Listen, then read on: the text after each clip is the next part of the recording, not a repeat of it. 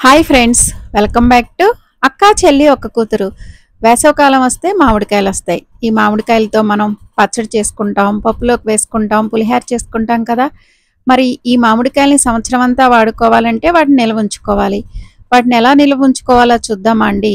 దానికోసమని మామిడికాయల్ని శుభ్రంగా కడుక్కొని ఇలా పై తొక్కంతా తీసుకోవాలండి. ఇలా మామిడికాయల్ని సంవత్సరం అంతా నిల్వ ఉంచుకోవడం వల్ల చింతపండు వాడటాన్ని చాలా వరకు తగ్గించవచ్చండి. ఇలా మామిడికాయలు నిల్వ ఉంచుకొని దీంతో మనం పప్పు చేసుకోవచ్చు, పచ్చడి చేసుకోవచ్చు, ఎప్పుడు కావాలంటే అప్పుడు పులిహోర కూడా చేసుకోవచ్చండి. ఇలాగా మామిడికాయల్ని ఎక్కువ రోజులు నిల్వ ఉంచుకోవడం వల్ల చాలా ఉపయోగాలు ఉన్నాయి. ముఖ్యంగా మనకి టైం లేనప్పుడు వంట చేయాల్సి వచ్చిందనుకోండి, హడావుడిగా వంట చేయాలి, 5 నిమిషాల్లో వంట చేయాలనుకున్నప్పుడు ఇలాగ నిల్వ ఉంచుకున్న మామిడికాయ తురుముతో మనము ఈజీగా ఏదైనా గబగబా చేసేయచ్చండి. అప్పుడు అనిపిస్తుంది, అబ్బా ఎంత సులువుగా పని అయిపోయిందా అని. ఇప్పుడు మనం మామిడికాయలు తీసుకున్నాం కదా, ఇవి నేను చిన్న రసాలు తీసుకున్నా, అంటే పుల్లటి మామిడికాయలు తీసుకున్నానండి. మనం పులుపు ఎక్కువగా ఉన్న మామిడికాయలు నిల్వ ఉంచుకున్నాం అనుకోండి, మనం పప్పులోకి వేసుకున్నా, పులిహోర చేసుకున్నా కొంచెం వేసుకుంటే సరిపోతుంది అనమాట. అందుకనే పుల్లటి మామిడికాయలు నిల్వ ఉంచుకోవడం వల్లే మనకు ఉపయోగాలు ఎక్కువ ఉంటాయి. కాకపోతే పుల్లటి మామిడికాయలు దొరకలేదనుకోండి, మనకు అందుబాటులో ఉన్న మామిడికాయలు ఇలా నిల్వ ఉంచుకోవచ్చు. ఇప్పుడు మనం మామిడికాయలన్నింటినీ శుభ్రంగా పై తొక్కంతా తీసిన తర్వాత వీడియోలో చూపిస్తున్న విధంగా తురుముకోవాలండి. నేను తురుముకునేది కూడా చాలా సన్నని రంధ్రాలు ఉన్నదాన్ని తీసుకున్నాను అనమాట. మీరు ఇంకా ఇందులో పెద్ద రంధ్రాలు ఉన్నది కూడా తీసుకోవచ్చండి. కాకపోతే నేను చిన్నదే ఎందుకు తీసుకున్నానంటే, దీనివల్ల మామిడికాయ తురుము చాలా సన్నగా వచ్చి ఇంచుమించు ఇది పేస్ట్లా ఉంటుందన్నమాట.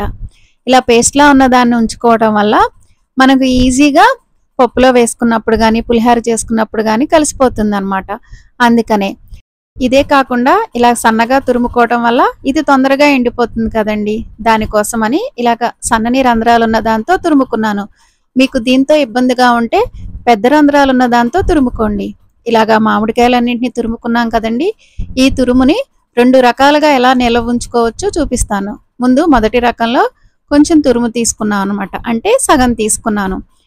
ఈ తురుములో ఉప్పు, పసుపు వేసి కలుపుకొని మనకిష్టమైన డబ్బాలో కానీ లేకపోతే జిప్లాక్ కవర్లో కానీ వేసి నిల్వ ఉంచుకోవటమేనండి. అలా చేయడం వల్ల ఇది చాలా రోజులు నిల్వ ఉంటుంది. మనం ఉప్పు, పసుపు కరెక్ట్ కొలతలు వేసుకోవాలన్నమాట. పసుపు కరెక్ట్గా ఉన్నా లేకపోయినా ఉప్పు ఉండాలండి. ఇక్కడ నేను కొంచెం తురిమే తీసుకున్నాను కాబట్టి స్పూన్ ఉప్పు వేస్తున్నాను. కానీ అసలు కొలత ఎలా అంటేనండి, 5 కప్పులు మామిడికాయ తురుమైందనుకోండి, 1 కప్పు ఉప్పు వేయాలి. అది సాల్ట్ వేసుకోవాలండి. కళ్ళుప్పు వేస్తే అది కరగడానికి టైం పట్టుద్ది కదా, అందుకోసం అనమాట. ఆ ఉప్పు కొలత కరెక్ట్గా ఉంటే ఫ్రిడ్జ్లో పెట్టకపోయినా సరే ఈ తురుము నిల్వ ఉంటుందండి. నేను ఇక్కడ ఉప్పు, పసుపు వేసి తురుమంతా మంచిగా కలుపుకుంటున్నానండి. ఇక్కడ ఫ్రిడ్జ్లో పెట్టకపోయినా బయట పెట్టినా నిల్వ ఉంటుందని చెప్తున్నాను కదండి. బయట పెడితే మాత్రం కొంచెం కలర్ చేంజ్ అయిపోతుంది. ఫ్రిడ్జ్లో పెడితే మాత్రం అప్పుడే ఫ్రెష్గా మామిడికాయ తురుముకున్నామా అన్నట్టు ఉంటుందండి. ఎన్ని రోజులైనా అలాగే ఉంటుందన్నమాట. కాకపోతే డీ ఫ్రిడ్జ్లో పెడతాం కదండి, గడ్డ కట్టేస్తుంది. పెద్ద వాటిల్లో పెట్టామనుకోండి, గడ్డంతా విడటానికి కష్టం అవుతుంది. అందుకనే ఏం చేయాలంటే చిన్న చిన్న వాటిల్లో వేసి పెట్టుకోవడం వల్ల మనకు కావలసినంత తీసుకోవచ్చు అనమాట. ఇప్పుడు నేను చూడండి, దీన్ని అంతటికి మంచిగా కలుపుకొని చిన్న సైజు జిప్లాక్ కవర్లో వేసి పెడుతున్నాను అనమాట. అలాగ చిన్న వాటిల్లో వేయడం వల్ల మనకు కావలసినప్పుడు ఆ చిన్న కవర్ తీసుకొని మనకు కావలసినంత వాడుకొని మిగిలింది మళ్ళీ ఫ్రిడ్జ్లో పెట్టేయచ్చు. అంతేకాకుండా ప్లేస్ కూడా మనకు కలిసి వస్తుందండి. ఇలా కవర్లో పెట్టుకోవడం వల్ల ఎక్కువ ప్లేసు ఈ కవర్ ఆక్రమించదు కదండి. అదే డబ్బాల్లో పెట్టామనుకోండి, డబ్బా చాలా ప్లేస్ ఆక్రమిస్తుంది అనమాట.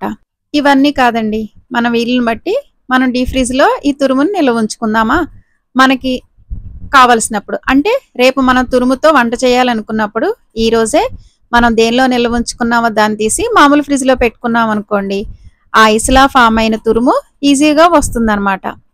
ఇక్కడ మీకు ఇంకో విషయం చెప్పాలి. డీ ఫ్రిడ్జ్లో పెట్టిన తురుముని డైరెక్ట్గా తీసి నార్మల్ టెంపరేచర్లో, అంటే బయట పెట్టేసి దాన్ని కొంచెం తీసి మళ్ళీ డీ ఫ్రిడ్జ్లో పెట్టామంటే పాడైపోతుందండి.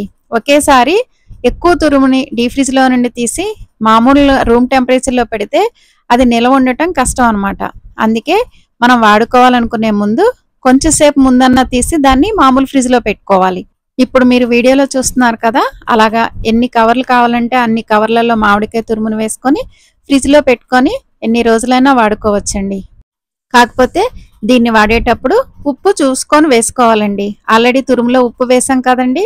ఇప్పుడు దీన్ని పులిహోర చేసుకోవాలనుకోండి, మనం ఉడికిన అన్నంలోకి ఈ తురుము వేసి కలుపుకొని తాలింపు వేసుకుంటే పులిహోర రెడీ.